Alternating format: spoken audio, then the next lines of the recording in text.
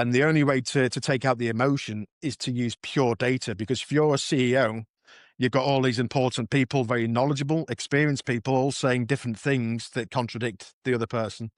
And if you can get something that's purely data led, there's no more kind of nuance attached to it at all. This is data. This is your data. We're not saying on average or anything like that. This is your data and what it's telling us. And that's the kind of benchmark you start from, and then go from there. And suddenly you'll see some people go a little bit quiet because they know where the bodies are buried and they don't want you to find them. And the others say, let's clean the house. Come on, let's go. At Elements of Culture, we sit down with experts in leadership and team building to explore the DNA that drives a thriving organization. Hello, everyone, and welcome to Elements of Culture. My name's Taryn, and I'm joined with my co-host, Julie. And today we have the pleasure of speaking with Neil Kinnear. He's the VP of Sales at QAD, a supply chain software service company. And I'm just really excited to chat with you, Neil. He's joining us all the way from Liverpool. And welcome to the show. Thank you both. Looking forward to it. Yes, thank you so much. We're looking forward to it. Neil, we've talked a little bit already just about some of the hot topics that I know you're passionate about, and we're going to dig into that specifically as it relates to leading a team, coaching a team in these times where we're seeing so many transitions, cuts, including budgets. How do you keep a team on focus and continuing down that path to drive revenue? But before we get into the full conversation there, give us a little bit about your personal background, what's brought you to QAD and where you're at now in life. Thanks, Taryn. Great question. So nearly 30 years in the industry. I started out in logistics and supply chain, in commercial roles, operational roles, and companies like DHL, FedEx, to name a few. I moved into the SaaS space by chance, really. One of my old colleagues suggested I join a company called Peak AI, which is an AI scale-up organization. So I thought, give it a whirl, give it a spin. And from there, I started to really get interested in the sector, supply chain software, at which point QAD contacted me, and I've not looked back. So I've been here now for just over 2.5 years, I think, so far, and counting. Love that. So you're bringing quite the experience to our conversation today. You're no stranger to sales and even the path and how the corporate space and sales and logistics have all changed. I'd love to talk with you a little bit about that. With 30 plus years of experience, what have you seen that where there's been the like significant changes in culture, but also just in the day-to-day life as a sales leader? Yeah, I think in the last 10, 15 years, it's changed massively from what I originally set out on as a graduate and moving through. I think the focus on sales methodologies, stuff like MedPick, as an example, there's a lot more structure around more deals. I wish I was in touch with that sort of stuff when I was just starting out. So I think sales cycles are a lot better managed. There's a lot more structure around deals. There's a lot more focus on top of funnel activities all the way through to execution. I think in the last 18 months, 2 years, especially, there's been a move away from kind of the old selling software approach. There's a lot more emphasis today on the pre-sale and the post-sale. Buying teams, buying groups are getting larger and larger. There are more stakeholders involved. I think it's up to about 10 or 12 different people now. And a lot of that is down to the risk involved in purchasing new solutions, and the potential disruption. But the risk predominantly is around tighter resource on the customer side to help deploy software, but also the risk around time to value and the speed to realize ROI, but also the lack in some certain sales cycles that I've seen in the past to really use customer data to really calculate and measure the potential ROIs in what parts of the business, because that then ties into how solutions are coached. It's not just the deployment anymore. It's a success plan all the way through to coaching to help these teams de-risk the purchase by making people feel comfortable that their teams, there's going to be efficacy of the solution. People are going to be using it. And there's a shared goal towards 2 or 3 key objectives or outcomes that you've worked on with the customer's data. So it's not just software for software's sake. It's something answering a question. And I think that's really changed in the last 18 months, more and more, for a range of different reasons that I'm sure we'll talk about today. Yeah, Neil, I love how you said, we're providing solutions. And I think I think that's what companies need. So what we're seeing here is the economy's changed. We are seeing budget cuts. We're seeing layoffs. We are seeing, but we're also seeing the boom of AI and software. And I think what we would consider like we want to streamline something, we want to simplify something. And so I think companies are in a space where they're like, we're doing budget cuts, but where do we cut budgets and what does that look like? Do we just stay status quo? Talk to me a little bit about how you're coaching your team through that and how sales has changed in this, I would say, in the last year or two, in what's happening in the economy. And how do you sell that solution? How do you coach your team to sell that solution? Yeah, it's the amount of events in the last 12 months I've been at where you get experienced people walk over and just they complain about the fact that everybody's saying agentic AI, AI this, AI that. Um, I was in another session a while back where somebody said, we need AI. And it's like, for what? For what exactly? It's like saying I love sport. What does that mean? It's really vanilla. Um, for me, it's all about outcomes. You can demonstrate the AI and machine learning on how things help arrive at outcomes. I think talking about the level of data in an organization, I think that I read something a while ago where I think manufacturing organizations use only about 6% of the data available to them to make major commercial decisions.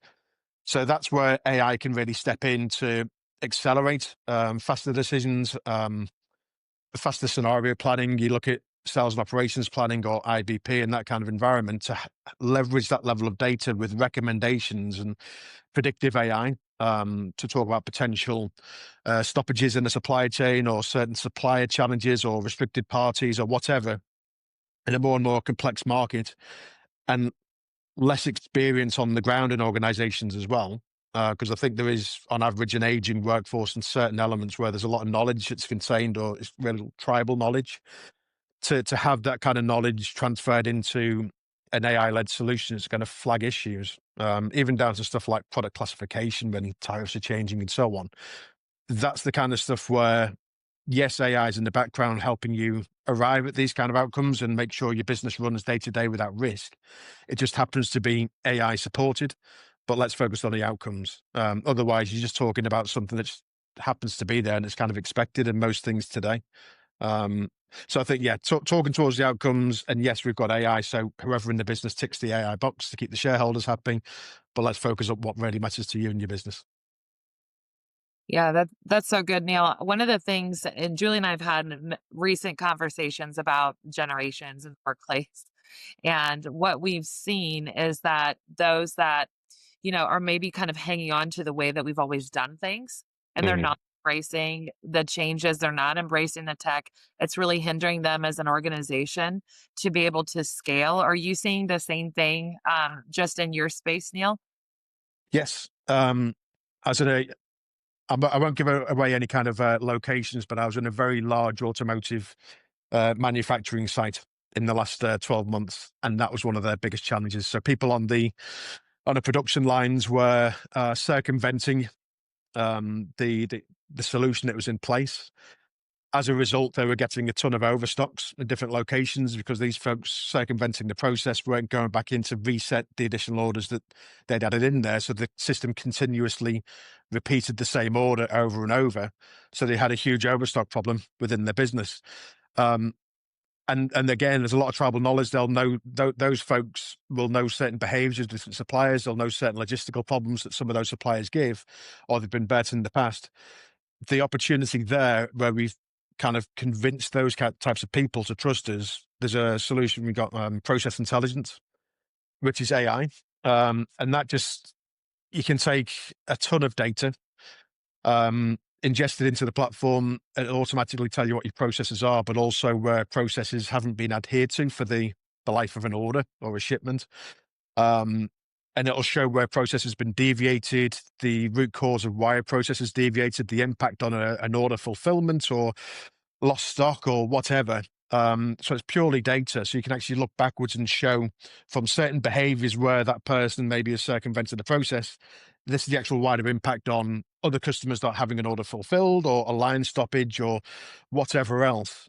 And then that's where they start to realize that the opportunity, and they get bought into what they're doing and say, well, just trust the system, because we can actually predict certain things for you, because this becomes then a predictive solution, and it's constantly looking down the road towards potential failures across the supply chain. And then it can educate those people, and then they don't need to panic at night or whatever, or daytime, when you think something's going to go wrong. They kind of got a bit of a crystal ball to the future, which is process intelligence and AI led as well. So I think that's where, if you paint the picture, you tell the story, because people often just talk about the technology and they throw up a load of demos on somebody and expect people to go on the journey.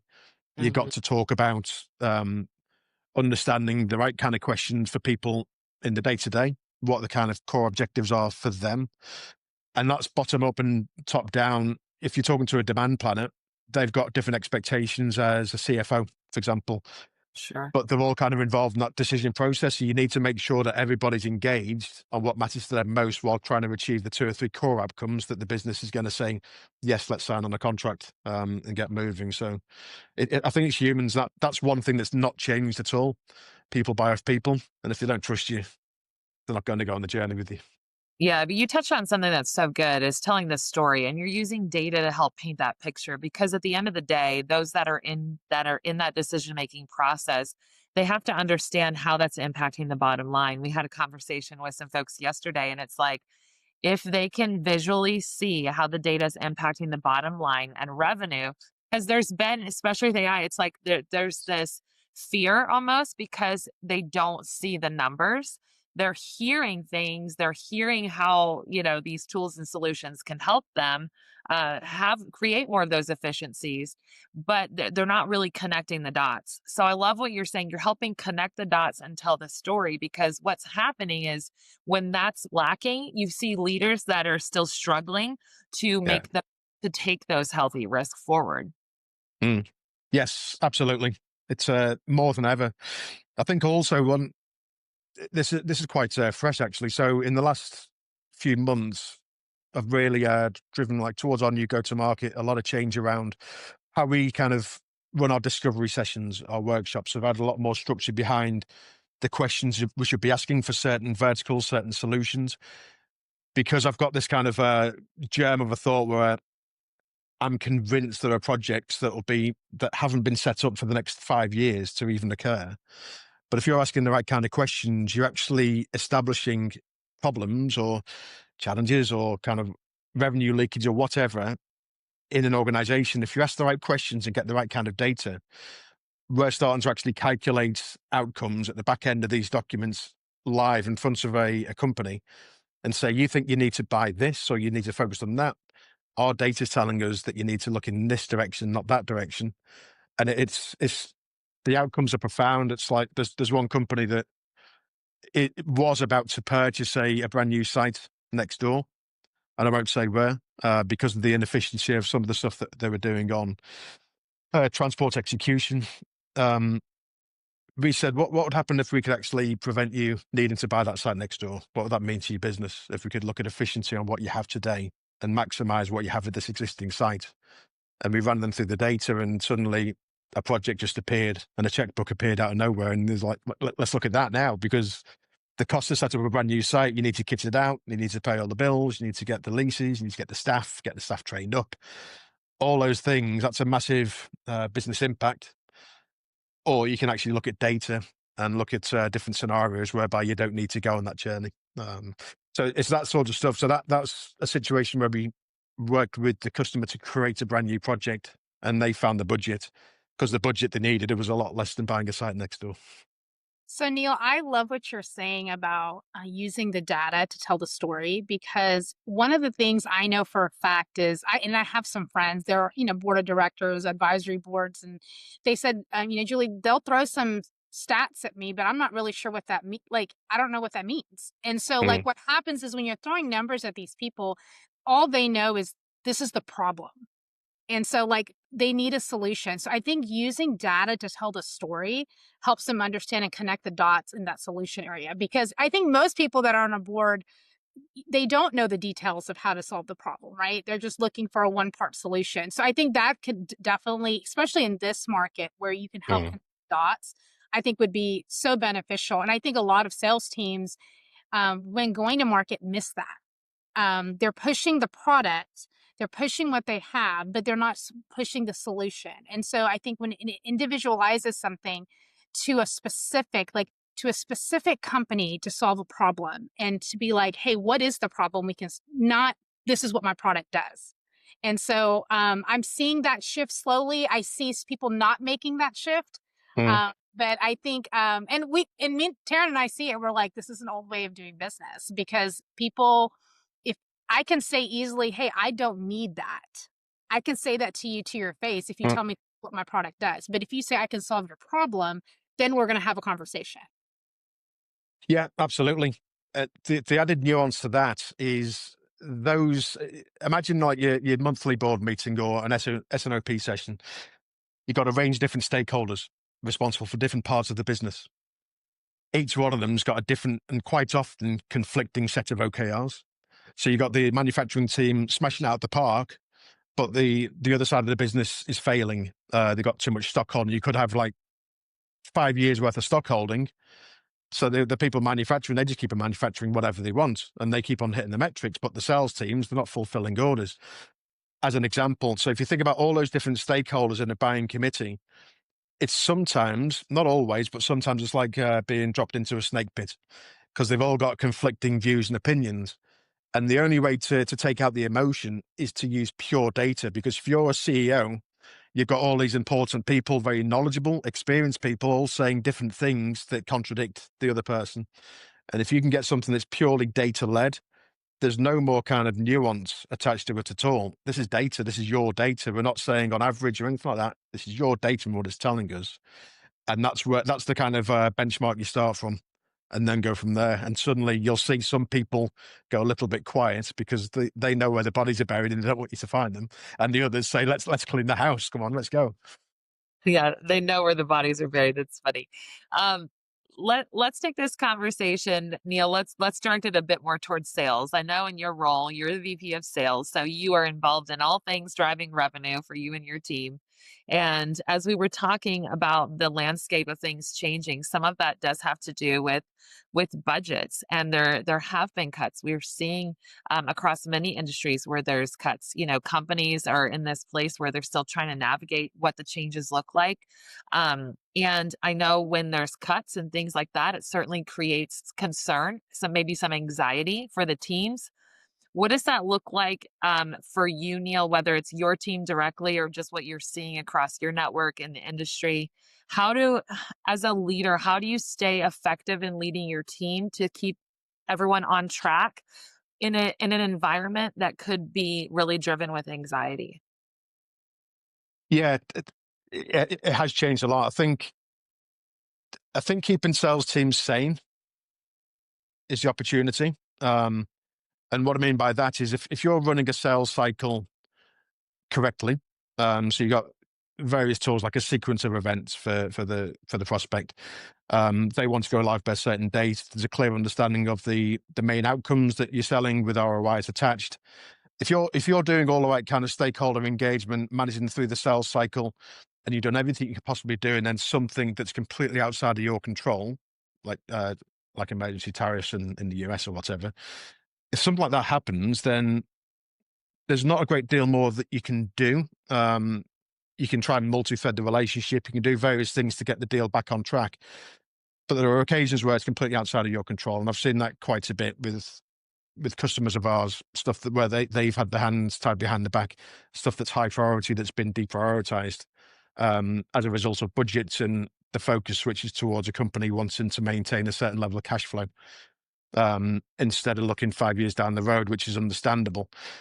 I think salespeople will become overly stressed and overly anxious if they're not running those cycles and they're just kind of hoping that the deal will be signed because the person who's not the economic buyer or whatever said, you guys are in great shape. And in actual fact, you're nowhere near. The person signing the checks doesn't even know. So I think that's the first bit. And that's where if you're running the sales cycles correctly, then the team's got my full support entirely. And if they can feel that and they're doing the right kind of stuff, then the look will change and the markets will change and things will start to look up. They always do. I'm touching wood whilst I say that.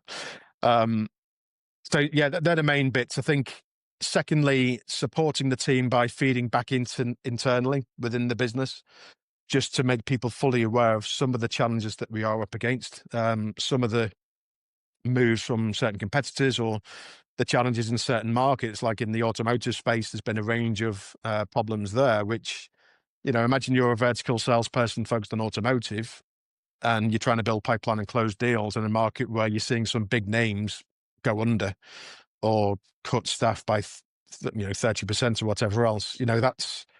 That's a challenge. However, at the same time, you can either, as a salesperson, moan about it, or you can do something. You can pivot. I read a while back a book called Rebel Talent, which talks all about people pivoting and embracing change, being creative. Don't just accept the status quo, try and pivot and do different things, or look into different markets, or challenge the status quo and how we're selling, or the go-to-market, or whatever. So it's creating that kind of safe environment for a salesperson to say, listen, this is what I'm seeing. What do you think? Is there something we could do as a business, whether it's a commercial proposition or something in how we coach deals, how we deploy it, or whatever else? You've got to respond. The people who sit back and just complain about it are the ones that end up, they sink, they don't swim. You just got to keep moving. And that I think gives people, if they feel they got that support and that autonomy to be creative and challenge the status quo, that stops them from being overly anxious and stressed, because they know they're being listened to and they've got an opinion, because they're the closest people on the market than anybody else in the business. Yeah, Neil, I love pivoting. I know all about pivoting. And so I think it leads to the success. How do you coach your team to take those healthy risks in that area? Because and not only healthy risks, but is your go-to-market strategy changing with what's happening currently? And what does that look like? And how do you coach your team for that? Because I think what we thought we needed before is not what companies are needing now. I think the needs are changing. And so is your go-to-market changing? Are you coaching your team differently in how we approach that? Yes, yes to all of the above. There's 2 or 3 key drivers behind it. There's the way we do discovery, data-led discovery sessions, and we ask more of the questions in an almost formulaic manner, and we introduce different departments into those sessions to gather that data. So that's one factor, and then that gets tied into our proposition and what we deploy against. I think the other elements to consider there, in a market that's changing all the time, we're doing a lot more work around trying to do fixed fee deployment. A lot of the feedback on the market over the last couple of years is services deployment projects have gone miles over. And we know some certain organizations thrive on that, getting additional days in, because that's their bread and butter day to day on how they make revenue. But if you're a buyer, or you're an organization, a project's going later and later and later, the challenge you've got then is the trust still there? When does this project get fully deployed? When do we get the benefits of this new solution? As opposed to a new driver where we're looking to do more and more fixed fee within a time-bound fashion, where the fixed fee, so anything that goes over, that's on us. We've given you the days, we've given you the scope, we've worked on it with you. If we run over, that's at our cost. So suddenly there's an incentive for us to deploy on time and within scope. That tends to reduce a lot of the kind of friction on a sales cycle. If you can do that, suddenly the trust is accelerated a lot more. So I think a lot of it is about risk today. Yeah. You mentioned how the sales cycle has changed with the discovery. That's, a topic that we're seeing, because I think that the way that we sell has changed. We're not in this transactional type of sale environment. And like Julie said, the needs have changed. So the discovery has to really be on point. And I think that that really has to continue to evolve, within each organization. One thing I want to touch on, Neil, when we were chatting before hitting record today on the session, we were talking about how some topics that you have been seeing where people tend to stay in what you call their own swim lanes. And what we're needing to do as organizations looks different. We can no longer stay in our own swim lane and just be responsible for our own lanes. Talk to me a little bit about what your thoughts are with that. What are companies needing to shift in their mindset within that space? Yeah, I think if I look at the sales role, the traditional sales role versus what's expected today. You've got companies who have had to reduce the resource, the number of employees, the different functions and whatnot. At the same time, great salespeople have always been successful by understanding the role of a business consultant, understanding the role of a project manager, a CSM, all those kind of roles combined. If they can understand that and ask those kind of questions and talk to different functions and different levels in an organization, they got far more chance of developing sales through to a win and gaining credibility at an early stage. I think because there's so many people out there trying to tap up new business opportunities, new prospects, the first,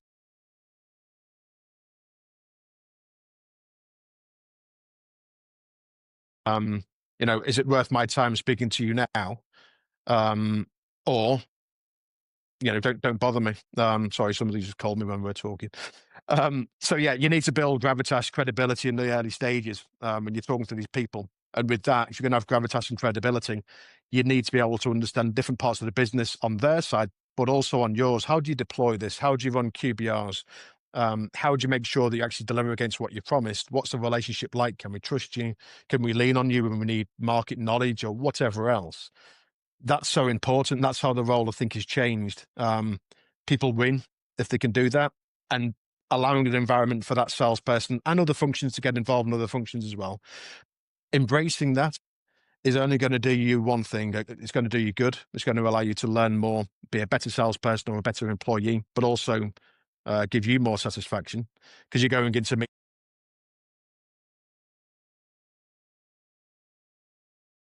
the role's changed a lot, but that's your opportunity. Yeah.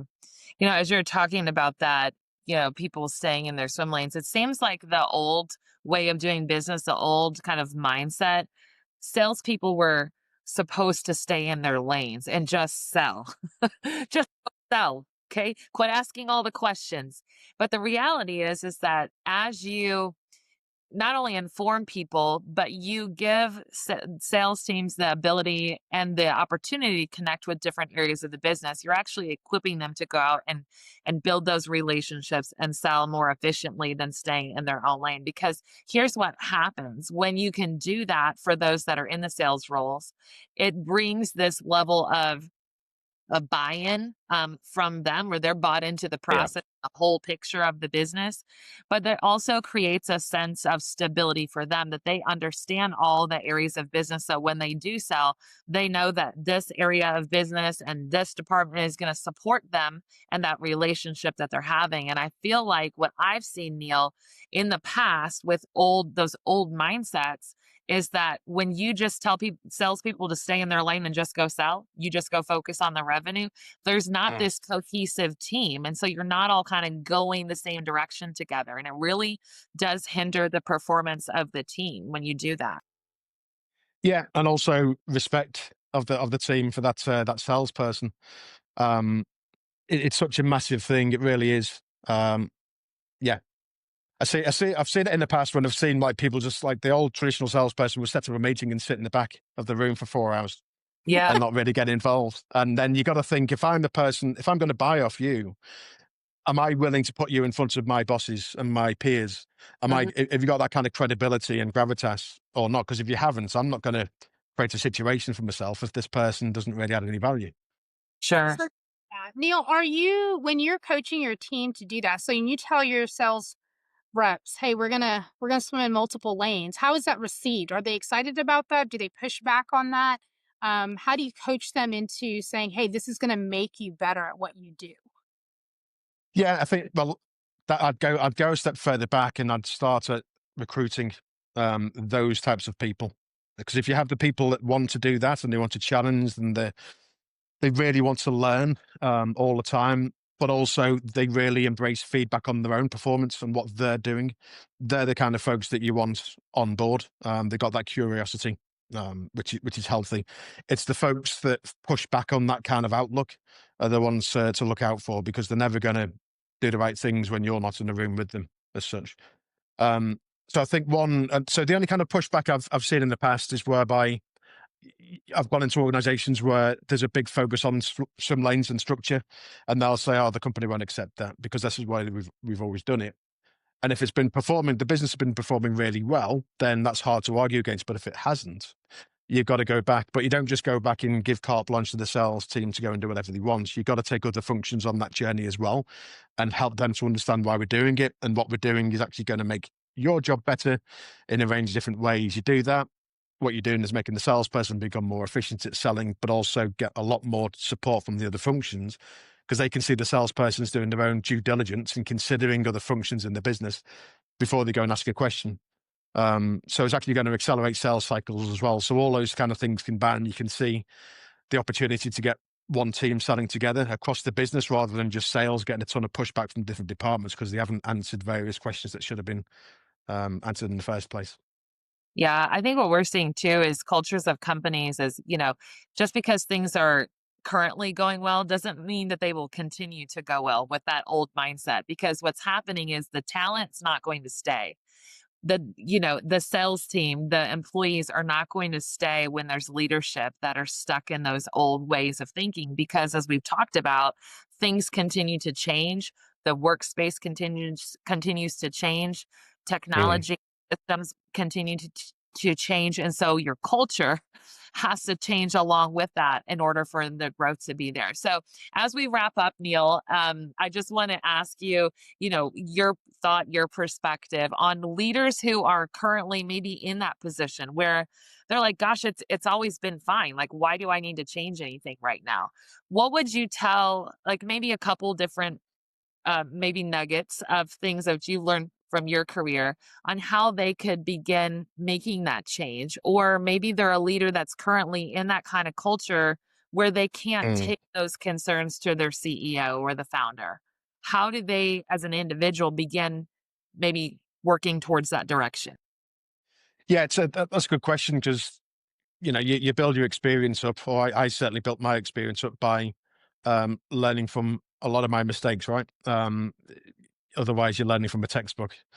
So I think the most healthy thing to do, and I did this only about 7 or 8 months ago, I requested a full 360 extended on myself, not just to salespeople, but to different functions across the organization. Um, because it's the most honest, candid feedback you can get. And it's healthy to do because there's going to be stuff where, when I was younger, I guess I probably thought I knew everything and I probably knew about 1% of what I should know. And you never know enough. So I think getting that kind of feedback, I would recommend doing first and foremost, because it's going to be, if it's from the right kind of place, it'll help you to really learn. And it'll also break down barriers with your peers and people in leadership to show that you're actually keen to learn, you're open to feedback, constructive feedback, and go from there. So when you take that kind of approach and then you go in towards a CEO who's very much structured with the old swim lanes and so on, and you come back with some ideas. I've done a survey on what I'm doing, the 360 report.